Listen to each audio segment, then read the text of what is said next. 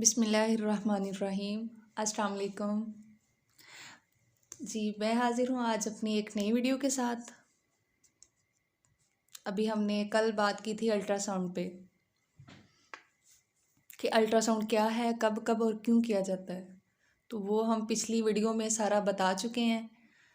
जो अभी तक वीडियो नहीं देख सके काइंडली वो हमारे चैनल पे जाके उसको सब्सक्राइब करें और लाइक करें और बेल आइकॉन का बटन दबाएं ताकि आप आने वाली हर नई वीडियो को देख सकें। जी तो आज हम शुरू करते हैं अपनी अगली वीडियो। नेक्स्ट टॉपिक जो आज हमारा है, कल हमने पढ़ा था कि अल्ट्रासाउंड जो है वो कब कब और क्यों किया जाता है। तो उसमें 3 वजूहात थी। प्रेगनेंसी में कोई गायनेकोलॉजिकल प्रॉब्लम है, एब्डोमिनल प्रॉब्लम है उसमें।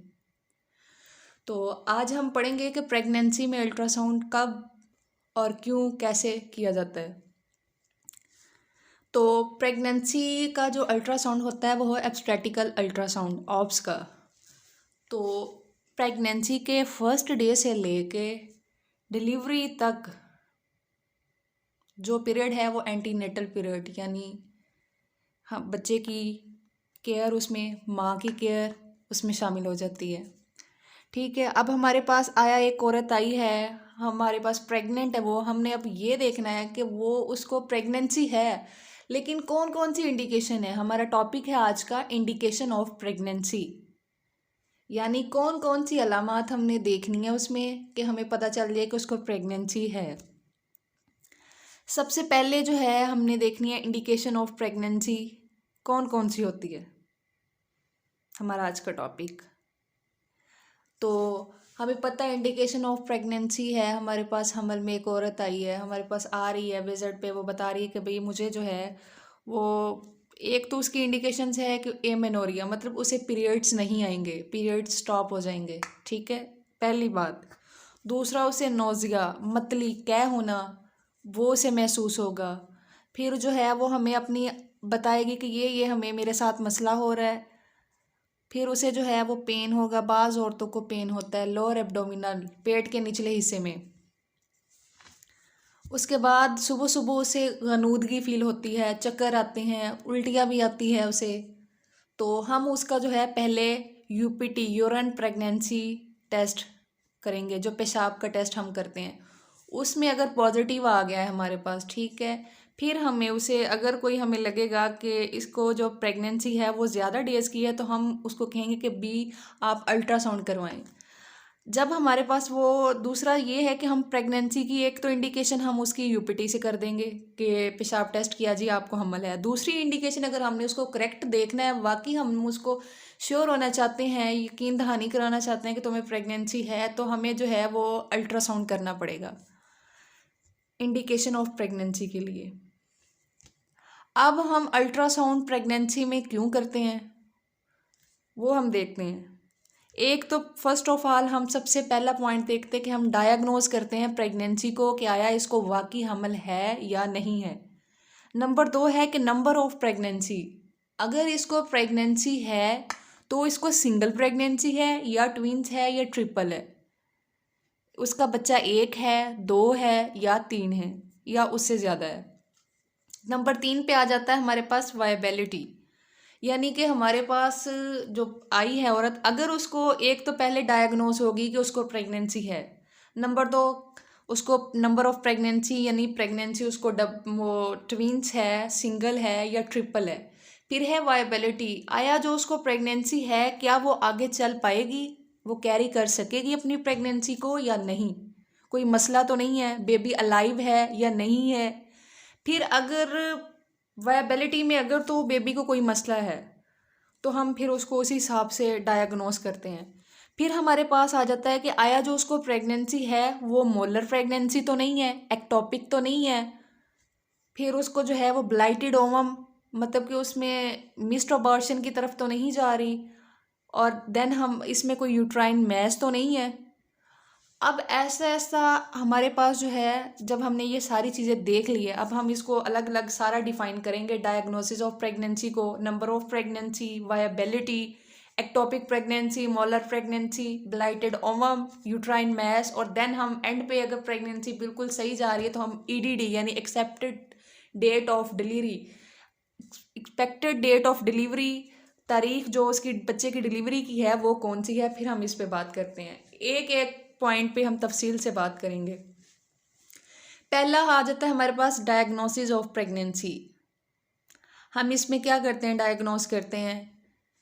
यूपीटी हमारे पास आ रही है क्लाइंट, उसको अगर वो अपनी अलामात बता रही है कि मुझे नोज़िया होता है, मेरा दिल ख़राब होता है, मतली आती है, मुझे जो है वो सुबह सुबह गनूदगी फ़ील होती है, उसका जो पेट है वो बढ़ना शुरू हो गया है, उसका ब्रेस्ट साइज़ जो है वो इंक्रीज़ होना शुरू हो गया है, तो हम देन यूपीटी करवाते हैं। हम उसको श्योर करने के लिए वाकई तुम्हें प्रेगनेंसी है या नहीं, यूरिन प्रेगनेंसी स्ट्रिप टेस्ट जो होता है वो करते हैं। फिर उसका अल्ट्रासाउंड करते हैं। उसमें हम एक और टेस्ट है बीटा HCG, जो खून में हम उसका टेस्ट करते हैं कि इसको प्रेगनेंसी है या नहीं, इसका लेवल इंक्रीज़ है या लो है। फिर है आ जाता हमारे पास दूसरा टॉपिक, नंबर ऑफ प्रेगनेंसी। अब हम देख रहे हैं कि हमारे पास क्लाइंट आई है, हमने उसको अगर अल्ट्रासाउंड रिकमेंड किया है तो अल्ट्रासाउंड में हमारे पास जो है वो सिंगल बेबी है, डबल है, ट्विंस या ट्रिपल बेबी है। फिर हमारे पास आ जाता है वाइबिलिटी, कि आया वो बेबी अलाइव है या नहीं है, उसको कोई मसला तो नहीं है। और इसकी वीडियो भी आपको साथ साथ, इसकी तस्वीरें भी आपको साथ साथ आप देख रहे होंगे। फिर है हमारे पास अगर तो कोई एबनॉर्मेलिटी है तो देन वो मोलर प्रेगनेंसी हो सकती है, एक्टोपिक हो सकती है, या यूट्राइन मैस हो सकता है, या ब्लाइटेड ओवम हो सकता है। अब पहला हमारे पास है ब्लाइटेड ओवम या मिस्ड अबॉर्शन। ब्लाइटेड ओवम ये एक क्रोमोसोमल एबनॉर्मेलिटी होती है। क्या होती है? Chromosomal abnormality. इसमें हम ये चीज़ देखते हैं कि अगर तो हमारे पास पेशेंट आई है, हमने अल्ट्रासाउंड किया है, वो पानी की थैली हमें नज़र आ रही है, सैक नज़र आ रहा है हमें, गैस्ट्रेशनल सैक, लेकिन उसमें ना तो फीटस है ना ही उसमें कोई चीज़ हमें नज़र आ रही है, बिल्कुल वो खाली है, देन वो क्या कहलाता है? और उसकी हम अगर मेजरमेंट करें तो वो 28 mm से ज़्यादा होगा।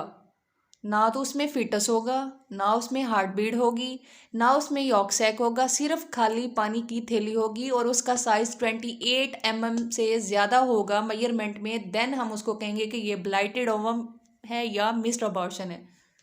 तो वो जो है वो प्रेगनेंसी आगे नहीं जाएगी।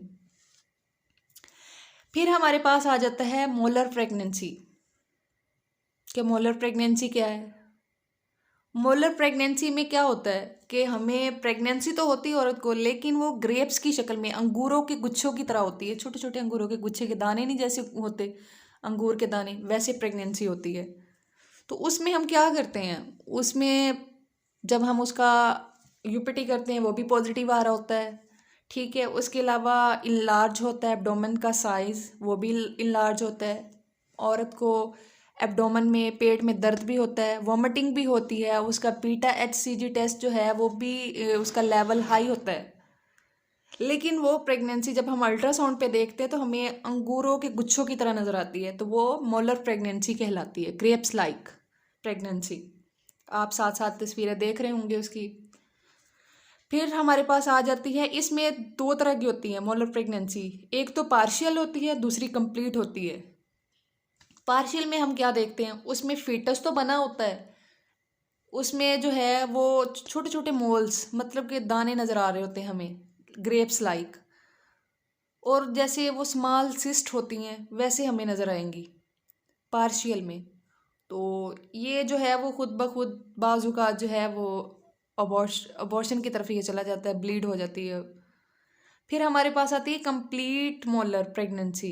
अब कंप्लीट में क्या है, इसमें भी यूपीटी पॉजिटिव, साइज जो है वो इंक्रीज होता है एब्डोमेन का, लोअर एब्डोमेन स्वेयर पेन होती है पेशेंट को, बीटा HCG का लेवल भी हाई होता है, और ये 1 से 2 हफ्तों पे देखा जा सकता है अर्ली प्रेगनेंसी में।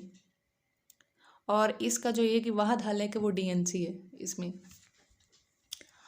अब है कि हम एक्टोपिक प्रेगनेंसी क्या कहलाती है, कौन सी होती है? अब एक्टोपिक प्रेगनेंसी जो है, product of conception present other than uterine cavity like ovarian, ovaries, fallopian tubes, it is known as a ectopic pregnancy.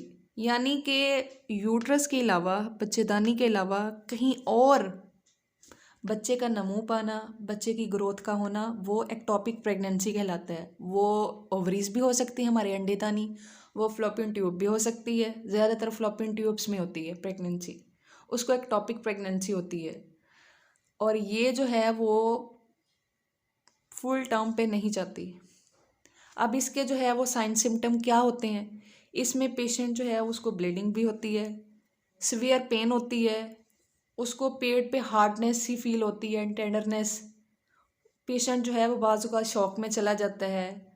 और अगर ये रैप्चर हो जाए तो इससे डेथ भी अकर हो सकती है, डेथ कैन बी अकर। अब हमारे पास आ जाता है जी यूट्राइन मैस। अब यूट्राइन मैस जो है वो कहीं भी हो सकता है, यूट्रस के बाहर, साइड पे, कहीं भी यूट्राइन मैस हो सकता है। अब हमारे पास जो है कि पहले हमने टॉपिक किया था डायग्नोसिस ऑफ प्रेगनेंसी। अगर डायग्नोस होगी है प्रेगनेंसी तो इसमें हम क्या देखते हैं, अर्ली हम वो चल रहे होते हैं कि भाई स्टेप बाय स्टेप बेबी कैसे जो है वो ग्रो करता है, डेवलप होता है, नशोनुमा पाता है। अब देखें कि अर्ली 2 वीक्स पे जो है वो, अब हमारे पास औरत आ गई, हमने देख लिया भी उसको प्रेगनेंसी है, 2 वीक्स पे आई है, तो उसमें गैस्ट्रेशनल एक सैक बनता है, ठीक है, उसमें 2 वीक्स तक जो है वो यॉक सैक बनता है, उसकी डबल डेसिडुअल लेयर होती है, सैक है, उसके साइड पे जो उसकी थैली है, सैक है, उसकी जो आउटर बाउंड्री है वो double layer, outer boundary double होगी वाइट कलर की, उसको हम कहते हैं डबल डेसिडुअल लेयर।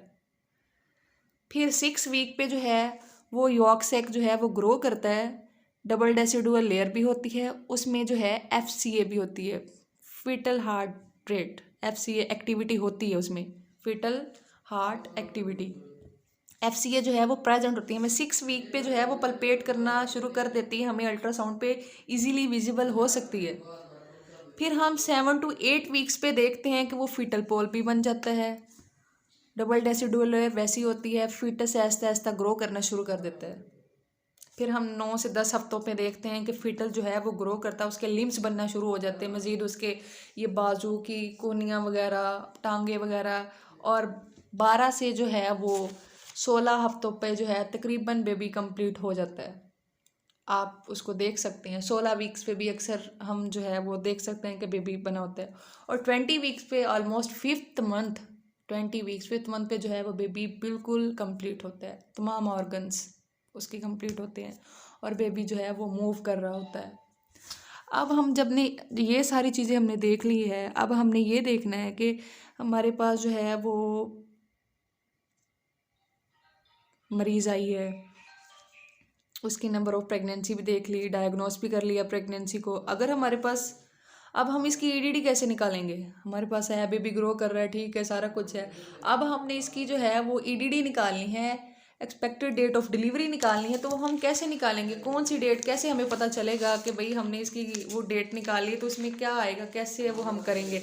अब ये देखें कि फर्स्ट ट्राइमेस्टर जो, अगर हमारे पास जो है वो मरीज़ फर्स्ट ट्राइमेस्टर पे हमारे पास औरत आई है, उसकी EDD हम हमेशा जो एक्यूरेट कैलकुलेट कर सकते हैं वो उसकी LMP से, लास्ट मेंसेस जो होते हैं उसके पीरियड्स वगैरह जो है, उसका मेंस्ट्रुएट पीरियड जो होता है लास्ट वाला, वहाँ से हम उसकी एक्यूरेट अकाउंट कर सकते हैं। उसमें हम क्या करते हैं, LMP में 9 मंथ और 7 डेज ऐड करते हैं, उसका first day of last menses, उसमें 9 मंथ्स प्लस 7 डेज ऐड करते हैं, तो हमारे पास EDD निकल आती है।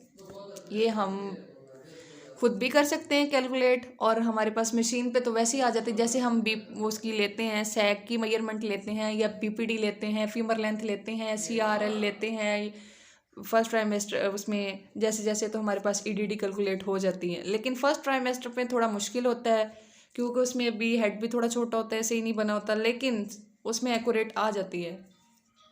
अब सेकंड जो मेथड है हमारे पास वो है CRL, क्राउन रैम्प लेंथ, यानी हेड, ठीक है, और लिम्स हिप तक हम लेते हैं, ramp hip, crowd ramp length, वो 13, 14, 16 वीक्स पे तकरीबन हम जो है 16 वीक्स तक लेते हैं CRL।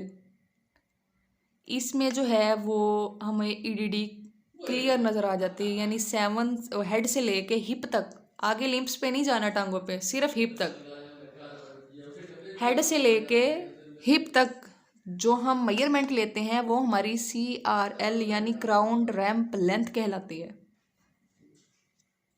तो बाकी सेकंड, थर्ड, फोर्थ ट्राइमेस्टर में हम लोग जो है वो पहले BPD से, फिर लास्ट वाले जो है हम फीमर लेंथ से हम जो है EDD सही कैलकुलेट कर सकते हैं। तो एक दफ़ा हम फिर रिपीट कर लेते हैं कि हमारा आज का टॉपिक था इंडिकेशन ऑफ प्रेगनेंसी, कि हमने कौन कौन सी चीज़ें देखनी है प्रेगनेंसी में, हमें इंडिकेट हो जाएगा कि वाकई प्रेगनेंसी है।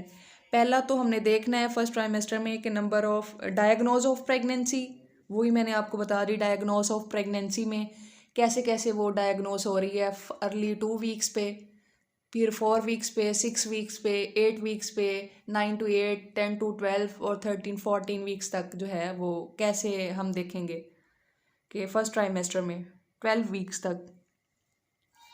फिर हमारे पास आ जाता है कि नंबर ऑफ प्रेगनेंसी, कि प्रेगनेंसी कितनी है, सिंगल है, ट्विंस है या फिर ट्रिपल है। फिर आ जाता है वायबिलिटी, बेबी हमारे पास जो अलाइव है या फिर नहीं है। फिर है कि अगर कोई कॉम्प्लिकेशंस तो नहीं है, लाइक मोलर प्रेगनेंसी तो नहीं है, एक्टोपिक प्रेगनेंसी तो नहीं है, ब्लाइटेड ओवम तो नहीं है, कोई यूट्राइन मैस तो नहीं है साथ साथ। देन अगर ये सारी चीज़ें क्लियर है फिर हम EDD करते हैं क्लियर। EDD में हम देखते हैं कि हमारे पास EDD में कोई मसला तो नहीं है, कोई हमने उसको कैसे करना है। 2 तरीक़ों से हम करते हैं, एक तो हम उसकी LMP लेते हैं फर्स्ट ट्राइमेस्टर में, सेकंड जो है फिर हम उसका CRL लेते हैं, देन BPD यानी कि फिर उसका जो है वो हेड की मेजरमेंट, फिर हम लेते हैं फीमर लेंथ उसकी टांगरान की जो है वो, उससे हम उसकी फीमर लेंथ से उसकी EDD कैलकुलेट कर सकते हैं। होप सो कि आपको समझ आ गई होगी। तो आज की वीडियो के लिए इतना ही काफ़ी है। आज का लेक्चर हमारा यही था, कल हम नए लेक्चर के साथ शुरू करेंगे इंशाल्लाह। और साथ साथ फिर रिक्वेस्ट है कि बेल आइकॉन को ज़रूर प्रेस कीजिएगा ताकि हमारी सारी वीडियो आपको मिल सके। आज के लिए इतना ही काफ़ी। अल्लाह हाफिज़ इसी वीडियो के साथ।